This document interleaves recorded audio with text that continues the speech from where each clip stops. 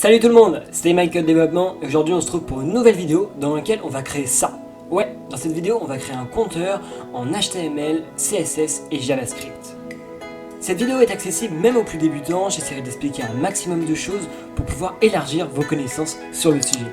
Le principe de ce compteur est extrêmement simple, on peut augmenter, diminuer les valeurs, quand on arrive à 9, c'est la centaine suivante qui est augmentée.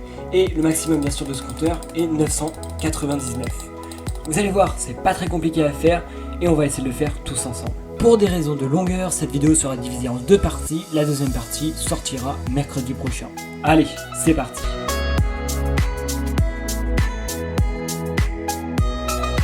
On peut commencer ce projet. Alors tout d'abord, je vous propose d'aller sur un éditeur de code. Personnellement, j'utilise Visual Studio Code car il y a plein de petits raccourcis qui nous permettent de coder beaucoup plus rapidement. Pour notre compteur, on a besoin de trois fichiers. Le premier, un fichier HTML, le second CSS et le troisième JavaScript. Je vous propose de les créer tout de suite. Alors, on va créer notre fichier HTML, on va l'appeler index.html par exemple. Notre fichier CSS, donc on va faire un petit style.css et enfin JavaScript avec un script.js. On va s'intéresser d'abord au index.html. Alors, comme je vous l'ai dit, il y a plein de raccourcis sur Visual Studio Code qui nous permettent de créer plus rapidement. Donc tout d'abord, le premier, c'est le point d'exclamation qui nous permet de générer le corps de la page hyper rapidement. On va changer juste la langue, pourquoi pas, et le document, on va dire comme titre, nous, on veut un compteur. Première étape, c'est de lier nos fichiers les uns aux autres. Donc tout d'abord, on va lier notre page HTML au style. Donc on va faire la balise link, comme ceci, et dans la href, on va mettre notre nom de fichier. Donc c'est un style.css.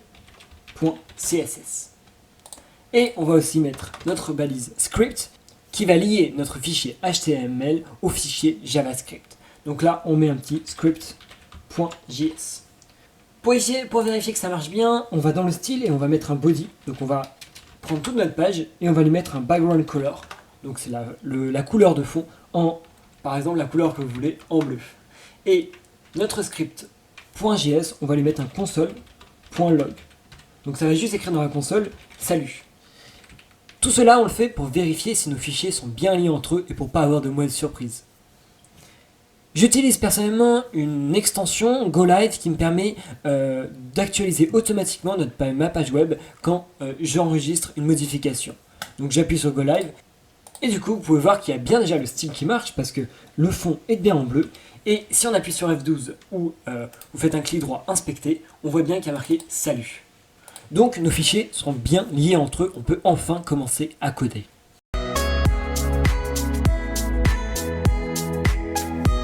Donc voilà à quoi va ressembler la page à la fin. Donc pour cela, on va devoir créer tout d'abord trois colonnes qui vont représenter chacun les centaines, les dizaines et les unités. Alors on se retrouve sur le code. Tout d'abord, on va créer juste notre titre, compteur en HTML. Donc la balise H1, c'est le titre le plus fort. Donc le premier titre. Donc ensuite, on va créer une boîte qui va contenir notre compteur. Donc pour ça, on va faire un div point et container. Donc le fait de mettre un div.container, ça va tout de suite créer la classe container. Alors qu'on aurait pu juste mettre un div et dedans mettre classe container. Mais c'est plus lent et Visual Studio Code nous permet d'avoir ce raccourci, donc on en profite. Donc dans cette div qui est une boîte, on va vouloir avoir trois sous-boîtes qui représentent chacun une colonne.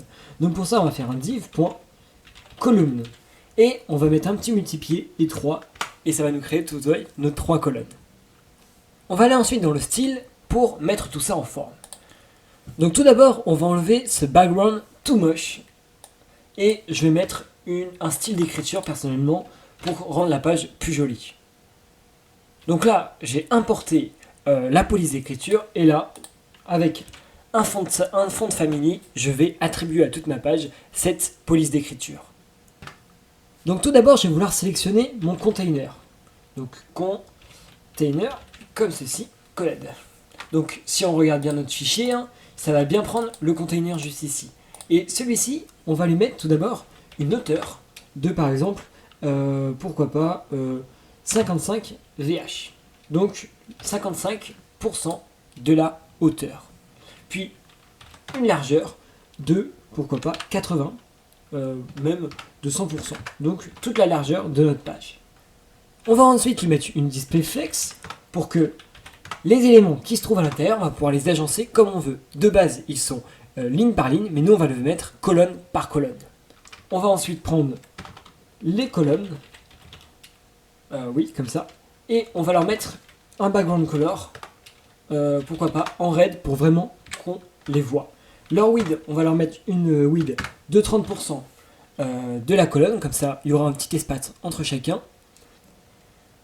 Donc maintenant, si on regarde notre page, on voit qu'on a des blocs rouges qui sont apparus. On va leur mettre une border pour vraiment pouvoir les différencier. Donc on met les border, le nombre de pixels, donc 1 pixel, on veut des lignes solides, et la couleur ensuite black. Donc on voit bien que nos éléments sont bien agencés, mais nous on voudrait, comme on le voit ici, un espace entre chacun. Donc on va devoir ici spécifier cela. Donc tout d'abord on va faire un justify content, et pour avoir le petit espace entre chacun, on va mettre space around. On va aussi les aligner verticalement, donc on va faire align item center. Et on va leur mettre, j'ai oublié, une hauteur. La hauteur, elle va prendre 100% de l'élément. Donc si on revient, on voit bien que nos éléments sont changés. Bon, on va faire quelques modifs quand même pour que ça ressemble au résultat final. On va tout d'abord aligner le titre. Donc on va prendre H1, donc on va prendre sa balise, il n'a pas de classe, si vous voulez vraiment spécifier sa classe, vous pouvez. Et on va lui mettre un texte align center. Puis on va juste augmenter un peu la taille de la hauteur de notre container pour que ça fasse un peu plus grand sur notre page. Et aussi, on va augmenter la taille de nos colonnes en mettant 33%. On va également leur mettre un border radius, donc ça va faire que sur les coins, ce n'est pas vraiment des traits droits, mais un peu des ronds. Donc tout d'abord, on spécifie combien de pixels on veut, 20 pixels. Donc pour finir, on va rajouter une box shadow à notre colonne, c'est-à-dire une ombre. Moi, je l'ai déjà fait, j'ai pris une couleur comme celle-ci pour que ça fasse un rendu quand même pas mal, une belle box shadow. Mais si vous voulez la créer vous-même, vous pouvez écrire juste box shadow, la couleur, donc pourquoi black, et puis le nombre de pixels. Donc ça peut être 2 pixels, 1 pixel, comme ça. On va juste rajouter une petite animation quand on survole notre colonne. Donc on va faire un point colonne pour toujours sélectionner une colonne, 2 points, over. Donc quand la souris passe dessus, eh ben, on va changer la box shadow. On va lui mettre celle-ci. Donc vous pouvez voir que les pixels sont plus grands, donc ce sera beaucoup plus visible. On va juste faire une dernière chose, rajouter une transition. Donc pour que le fait qu'on passe d'une box shadow à l'autre ne se fasse pas instantanément, mais on prend quelques secondes. Donc moi je vais mettre 0,4 secondes. Si on regarde le résultat final, on a quand même une petite animation. Je ne sais pas si vous la voyez bien, mais on la voit.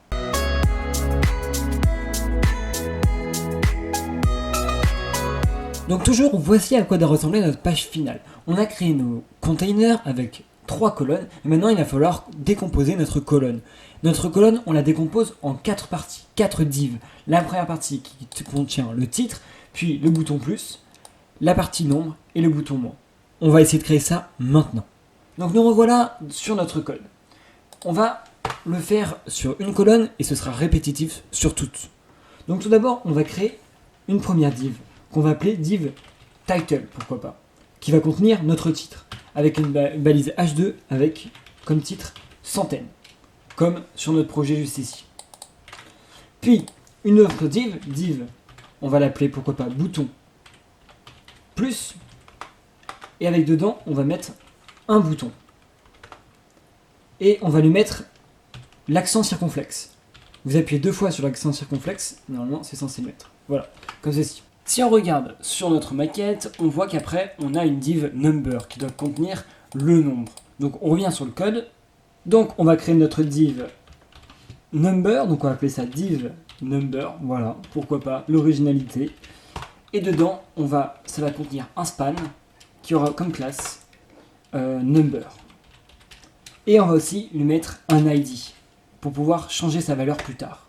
Donc l'ID, c'est une chose unique dans une page. Et ça nous permettra en JavaScript d'aller chercher cet élément plus facilement. Donc on va l'appeler aussi number.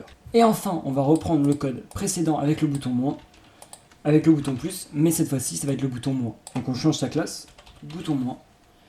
Tout d'abord, on va prendre notre div qui s'appelle title. On va lui mettre une width, donc une largeur de 100%, et une hauteur, pourquoi pas, de 10%. On va juste lui mettre un background color, pour l'instant en bleu, en black. Non, on va mettre ça en bleu, en blue. Comme ça, on verra bien la différence avec le reste. Et on va lui mettre un text align center pour aligner le titre centaine.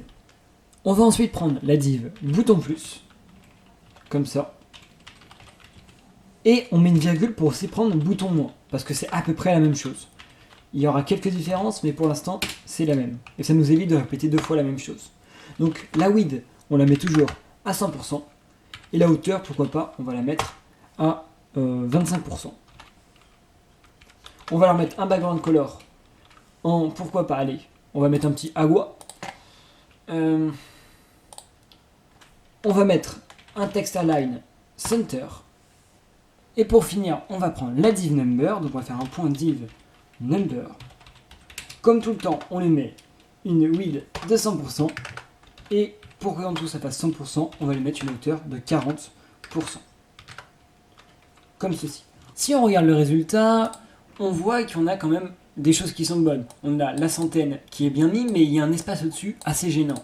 Puis notre div qui est bonne, et notre div là aussi. Mais par contre, la dernière, elle n'est pas colorée. Ce qui montre... Ah oui, j'ai mis 2 fois bouton plus, donc mettez bien bouton moins, et normalement, voilà. On va juste maintenant régler ce problème de décalage. Pour cela, on va revenir dans la colonne, et on va mettre une display flex, pour pouvoir les agencer comme on veut. Et si on regarde, on voit qu'on a un problème, parce que nos éléments sont tous placés en ligne, mais nous on voudrait qu'ils se placent en colonne. Donc pour cela, on va faire un flex direction, et on met un column. Si on revient, on voit bien que nos éléments sont bien placés. On a réussi. Première étape, tout d'abord, la centaine. On va devoir régler le problème de border. Sinon, la centaine est pas mal. Donc, on va dans notre title et on va mettre un border. Donc, on va mettre un border radius, 20 pixels, puis 20 pixels, puis 0 pixels, puis 0 pixels. Donc là, vous voyez que c'est bon. Tout d'abord, le 20 correspond à cet angle-là, puis cet angle-là, puis 0 sur les deux autres. On va faire la même chose sur le dernier. Donc, on va prendre notre div bouton moins, comme ceci, et on va mettre un border radius. Cette fois-ci, vous avez compris, l'angle en haut à gauche, c'est 0 pixels, l'angle en haut à droite, 0 pixels, puis 20 pixels, et 20 pixels. Et là, on est bon. Donc, la prochaine étape, c'est d'aligner les boutons en plein milieu de leur div. Donc, pour cela, on va dans le bouton plus et bouton moins, dans leur div, on va mettre une display flex pour pouvoir les agencer comme on veut. Un justify content, content center, et on les aligne verticalement ici, donc avec un align item center. Normalement, si j'enregistre, ils sont bien en plein milieu de leur page. On va faire la même chose pour le nombre, donc on va aller dans div number, on va mettre, on va recopier le même truc, comme ceci, et normalement, on est bon. Bon, ce qu'il nous reste à faire maintenant, c'est de mettre à la bonne échelle, à la bonne taille, tous les éléments de notre page. Alors commençons.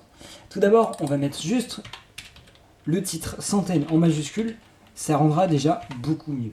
Ensuite, on va mettre sa couleur en blanc, donc on va mettre un color, juste comme ça, et on va mettre white. Et on va mettre des borders, avec des borders d'1 pixel en black, solide. J'ai oublié, on veut juste des borders, nous, bottom. Donc ça va mettre juste une border juste ici. Donc si j'enregistre, voilà, ça a rajouté une border ici, ça rendra déjà beaucoup mieux. Ensuite, on veut mettre à la bonne échelle ce bouton, ces deux boutons-là même.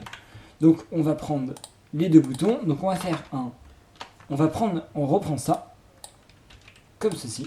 Mais là, on ne veut plus sélectionner la div, mais le bouton qui se trouve à l'intérieur. Donc ensuite, on va écrire button. Donc il va prendre la div, puis le bouton qui se trouve dedans. Et on va mettre la même chose ici, button, comme ça. Et on met les accolades.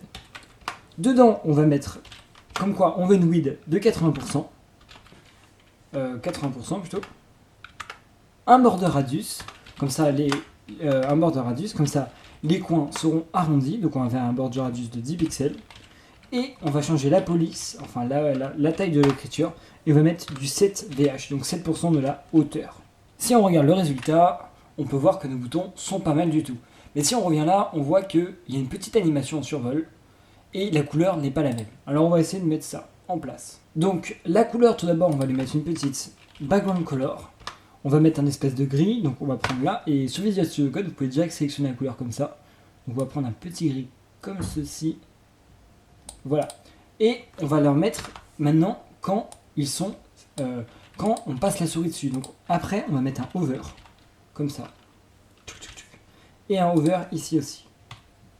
Donc quand ils sont survolés par la souris, on va changer le background color. On va mettre un background color un peu plus clair, pourquoi pas. Donc comme ça. Et on va rajouter une box shadow, donc une ombre pour que ça rende plus stylé. Je vais reprendre le code juste ici et le remettre juste ici. On va juste changer un petit truc. Non, plutôt, on la met pas là, on la met ici. On va changer un petit truc, comme je vous l'expliquais tout à l'heure, la transition, qui est pas mal. Ça permet d'avoir quelque chose qui apparaît petit à petit. Si on regarde, bon, je vais peut-être un peu baisser les couleurs pour que ça fasse des couleurs beaucoup plus claires, comme ceci. Pourquoi pas. On va changer un truc. Là, vous voyez bien, l'orientation n'est pas bonne. Donc on va le retourner. Donc on va faire un point bouton moins, parce que c'est le moins qu'on veut, comme ceci. Et on va le retourner. Donc pour cela, vous avez juste à faire un transform, comme ceci. Et vous faites un rotate. Entre parenthèses, vous mettez de combien? Donc nous, on veut de 180 pour que ça se retourne. Et on met l'unité, donc des degrés. Donc vous mettez un DEG. Et là, bam, ça s'est retourné. Donc on va aussi enlever les couleurs bien moches, le aqua qui est bon pas très joli à voir, et on va changer la police du div number. Donc on va reprendre le div number, on va direct prendre la span, hein. Ça va être les seules spans de notre projet, donc on va direct changer. Donc on va mettre un font size à pourquoi pas à 15 VH. Donc si on regarde, on est pas mal du tout. Bon, pourquoi il y a une couleur rouge horrible? C'est la couleur précédente qu'on va enlever. Et là, on est déjà pas mal. On va juste rajouter les borders et on sera OK. Donc, on va rajouter au bouton moins une border, top pour que ça prenne juste celui de top avec un pixel solide et en black. Et le bouton plus, j'ai peut-être rien, on va lui mettre une border comme ceci. On va lui mettre une border bottom, donc vers le bas, d'un pixel solide et black. Bon, si on regarde, on est pas mal du tout. Maintenant, ce qu'il nous reste à faire, c'est le faire pour les deux autres. Donc c'est très simple, on va revenir sur le code et ça va être très répétitif. Vous allez reprendre le code à partir des divs et le copier-coller dans les autres divs. Bon, ça va faire un petit bazar, mais c'est vite compréhensible. Donc vous allez changer centaines en dizaines, toujours en majuscule, je trouve que ça rend plus joli. Comme ceci, et ouais. Et là, des unités. Donc si on regarde, on a notre tableau qui s'affiche. Bon, il reste une dernière chose à faire au niveau du visuel, du style, c'est changer ces trois couleurs-là. Bon, pour ça, on va créer trois nouvelles classes. Ici, on va prendre une classe color, mince, je suis en mage, point color 1, qui va mettre un background color en je ne sais pas trop quelle couleur. Je vais prendre une couleur comme ça, du bleu violet, voilà, comme ça, on est bien. Un point color 2, qui va prendre une autre couleur, la couleur de votre choix, hein. Je prends vraiment des couleurs au hasard, du chocolate, voilà, ça me donne un peu faim, mais c'est pas grave. Et un color 3, qui va prendre un background color en crimson. Donc on va associer ces couleurs à nos classes. Donc peut-être que vous ne savez pas, mais on peut mettre plusieurs classes à un élément. Donc notre title, on va lui mettre color 1, le deuxième color 2, et la fin ici color 3, color 3. Et si on revient sur notre page, les modifications sont bien faites. Bon, c'est pas le truc le plus joli, mais on va faire avec pour l'instant. Bon, c'est là que s'achève la première partie de cette vidéo. On a fini toute la partie style, il ne reste plus que l'intelligence du programme. Moi je te dis à la prochaine, n'hésite pas à regarder la suite de cette vidéo. Allez, à plus.